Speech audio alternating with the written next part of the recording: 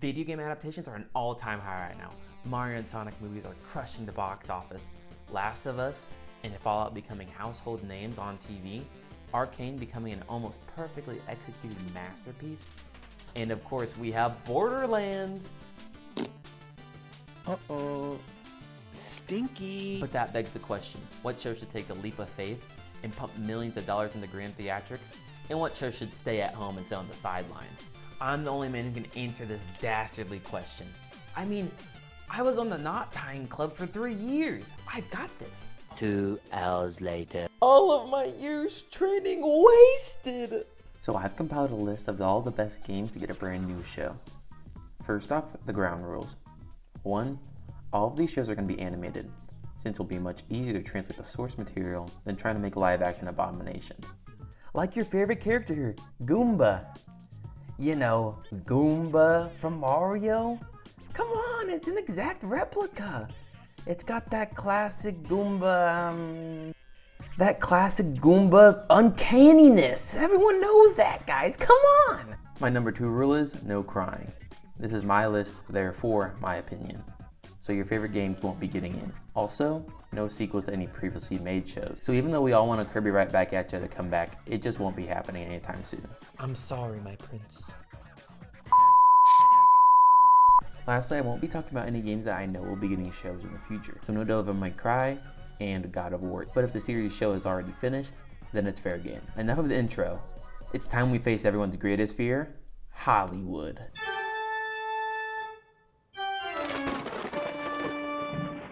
Already cheating right away, but this spot is taken by 2 series. But it's the same idea for both, just with different characters.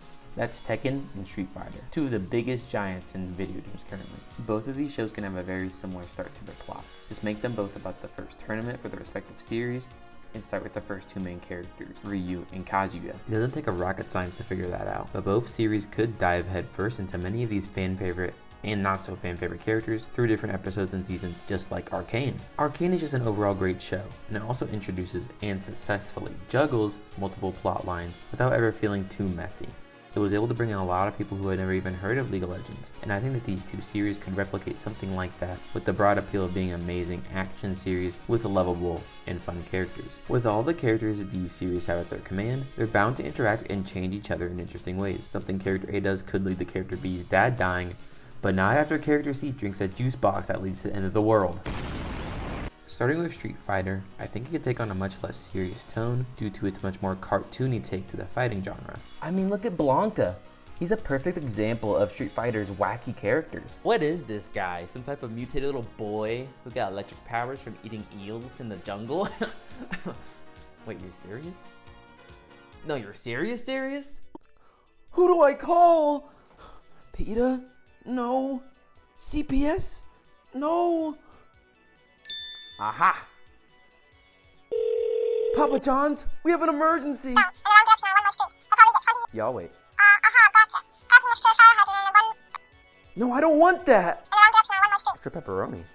No, we have an emergency! Papa, just come quick! Street Fighter could provide the fun action sequences of Arcane, or even Invincible Fight Girl, while trying to take some of that seriousness that the Avatar series has. Still having very serious moments and character deaths, but keeping a light tone throughout most of it. Just imagine seeing combos like Cammy and Guile teaming up to stop M. Bison, or Zangief and Balrog, forced to work together against Poison and Hugo. I think big character lines are perfect for these animated shows, since you give people at least one character they can learn to love throughout the series. See, here we have a classic trope in anime characters. The I'm just watching this to cure my loneliness characters.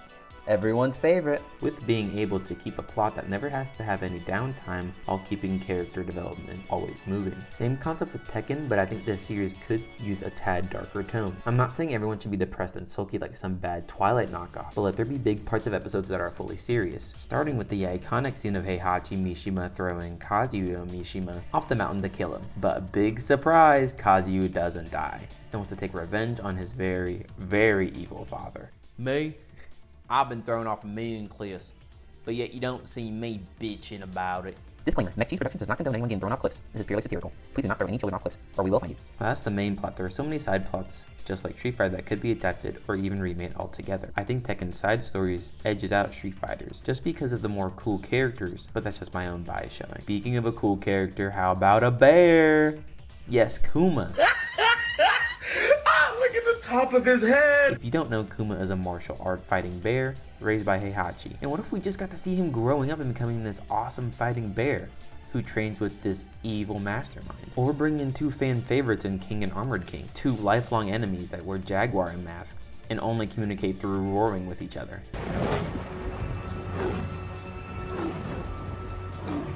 Yes, roaring. No English is ever spoken by these two, just animal instinct. Hoorah! There are so many other storylines that they could adapt that I think would be well suited to an animated series. If you put talented teams behind either of these projects, both of these could be fan favorites for years to come. Next up is the Fire Emblem series. Move this man! Everyone wait. You have to realize that this one has Bernadetta in it. Fire Emblem Three Houses is a story about war, like all Fire Emblem games. But in this one, you're a really radical teacher who all the students love. You fight in some wars, you drink some brewskis with your other teachers, and you stay as far away from Lonnie because she's in love with your dad. You know, classic teaching stuff. For those not in the loop, which I would assume is a good chunk of you, don't even know what a Fire Emblem is. Fire Emblem is a tactical turn-based RPG where your team members can only move so far, like pieces in chess. And the different roles you assign them to make your character something like an archer or mage changes their abilities and how they move. So why would I want this dumb, boring checkers game over a great series like Metroid or Xenoblade? The reason is anime women. So this series could be like a slice of life, war, strategy, and drama anime all rolled up into a nice one package. You can keep the fun interactions with the sadness and brutality of war. And since your team members can die in those games, I think that we could kill off a few unnecessary characters. Then in battles, I think the tone could completely change from going from this lighthearted friendship anime to a smarty pants McGee battle from anime like Code Geass or Death Note, where they go into extreme detail and thought process of all the characters. And Byleth could be the main character that's taking these units and moving them around and having them follow his orders.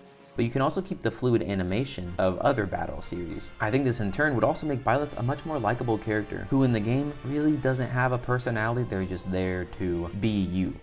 You can also flesh out, the name of the game, The Three Houses, giving Edelgard, Claude, and Dimitri full backstories and why they became what they are. And obviously these backstories are already in the game, but you'll be able to flesh them out more with anime episodes. Now you would have to change a few things around in the story. Like I doubt Byleth would choose a singular house in this story, Three Houses. And I think you could maybe change it just by making Byleth a regular teacher along with the other adults who also teach at a school. Byleth does come back in the story and you'd have to restructure that a lot as well, which could lead to some difficulty, but I ultimately think that they can figure it out. And this story is flexible enough to have that stay in there, but change it up just minorly. And if they were to go this route, Byleth would just be able to choose singular characters instead of taking on a whole class of some of the less liked characters, and maybe sprinkle a few of those in with keeping the bigger names at the top.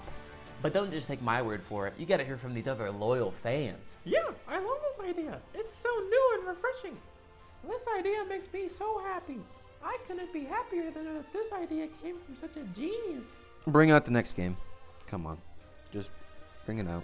Psychonauts, a platformer where you're a kid and you go into other people's minds called Mental World and help them through their problems. You mostly just beat the crap out of someone or something, making this person go cuckoo. Right off the bat, I want the team behind Invaders in to take this project. The characters and personalities just fit too well for this story and how the jokes pan out. And you may say, well, wouldn't it make more sense to keep it a 3D art style, to keep it original with the original game? And I would say, so the storyline. In these games, you play as Raz, where you travel through people's minds and you see all these things plaguing these troubled people. Circus full of meat, your own ancestor making you play a board game in your own mind. Or these guys. Now, I don't want to take an exact copy from the game because the game does have a nice story already. It doesn't seem quite right to be able to fit it into a cartoon or animation. So I think it'd be much more interesting to take the idea of the Psychonauts and get a brand new character out of it. I think this could help a lot of the side students in the original game and make them feel a lot more important here, having more things to do than just get their brains stolen and not be able to see them for half the game. They could actually be characters to help out our main character in some type of way. And bringing the show into modern times and making it more relatable to an audience that would be watching it, that could feel like they connect to certain characters in certain ways. The Win or Lose series by Pixar, I feel, is a great representation of this, being able to show different anxieties that these characters face, but also making them relatable. You could do a similar thing with the Psychonauts and the people that they go into the minds of, by making them relatable characters that these problems could really happen to anyone, you can explore things that the games were never able to. You can have a girl that feels like she's never fitting in with the right crowd. Someone who's constantly being cyberbullied for no reason. An unemployed loser making YouTube videos. There are endless ideas to do with Psychonauts because of the premise of the game. This one may be the shortest on the list, but that's just because it's the most simple and I think easiest to make into a show. I know you're wondering what could possibly be the last game on this list. Well, let's just play one clip from it. Oh! My ears, no! I mean, I had to. Super Smash Bros. The whole reason I wanted to make this video in the first place. Fuck the other games. No, I was too harsh. I mean, you guys are great. I love you guys. Now, if you don't know, Super Smash Bros. Brawl had an adventure mode called the Subspace Emissary, in which all the heroes came together in a beautifully animated cutscenes to take down the villains in Master Hand. Now, is this barely a plot like two strings tied together just to make these characters meet? Yes. Is there not a single piece of dialogue? Yes. But gosh darn it, does it bring a tear to my eye? All of these characters mingle and almost communicate with each other, but it feels so natural.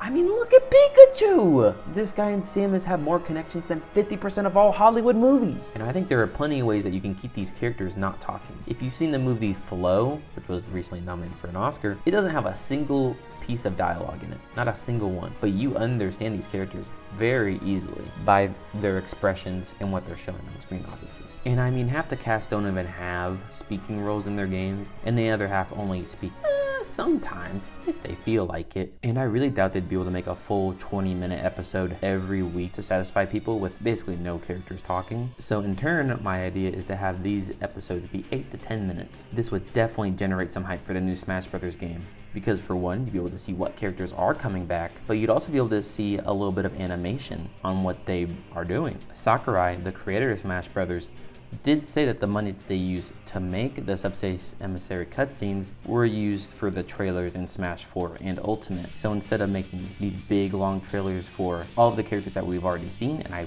wouldn't assume many new characters would be coming to the Smash Bros. Franchise, you could use these once again to make a nice compelling story that people would just be able to watch, and they wouldn't have to play through a average adventure mode. Another big reason I want to see a actual series of the Smash Brothers fighting each other is the different art styles that we could get, like they used in the Smash 4 reveal trailers, especially the Palutena one. If Nintendo just wanted to do a Link and Pit series with that animation style, I'd be all here for it. I'm on my knees begging for it. Come on, make it, Nintendo. So I quit the knot tying club. I didn't need those phonies anyways. I'm joining a brand new club, the Permanently Deaf Club. You get so many perks, like all you can eat buffet, free toenail clippings, and a brand new book every month. While I didn't used to be much of a reading guy, I think it's time I turned over a new leaf. I think they're here. Yeah, I'm coming. Hold on. Hello? Papa John from Papa John's. Hello, McCheese. I have your book here. Now I must go say more racial slurs. Oh boy, oh boy, oh boy. I sure am excited. This could be literally anything. Let's just give her a good old turn here and, what? You know what? I never even liked Papa John.